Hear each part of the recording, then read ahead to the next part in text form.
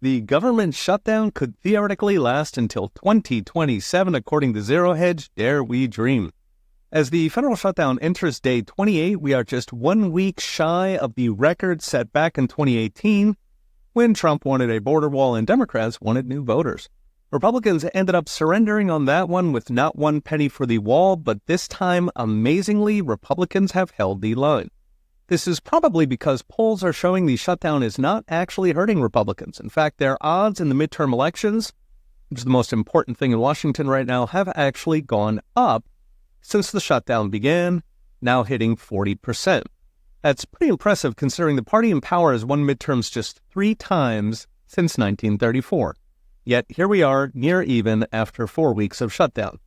Now, the polling suggests mainstream media has lost their mojo, while Trump has been very careful to keep funding everything popular, so the military, ICE, WIC for pregnant women, while starving all the left-wing garbage, the foreign aid, money holes for New York subways and wind farms, food stamps for illegals.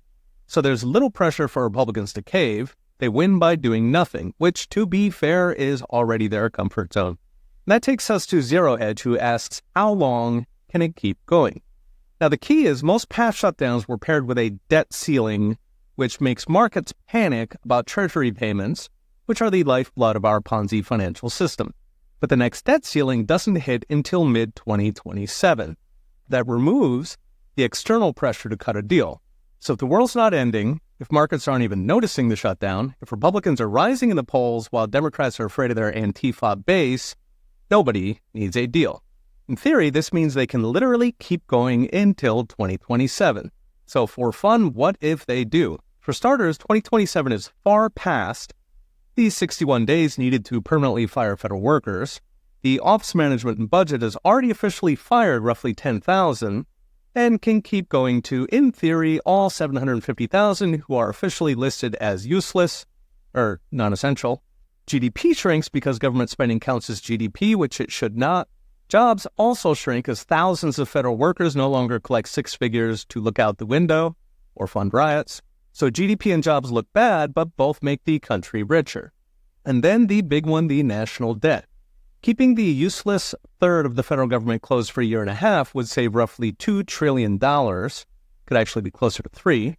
Now, it's hard for Congress to respend the windfall in a shutdown, so that could go directly into a budget surplus that would start paying down debt. That would lower borrowing costs on the debt in a virtuous cycle. In fact, it would lower borrowing costs across the board to factories and families alike. More important, shutting the useless third of the government for a year and a half would plant these seeds in voters' minds that maybe we should permanently defund it and make the surplus permanent as well. So what's next? Brought to you by I Trust Capital. Kalshi odds on the shutdown are still only 44 days, so we are a long ways from 2027.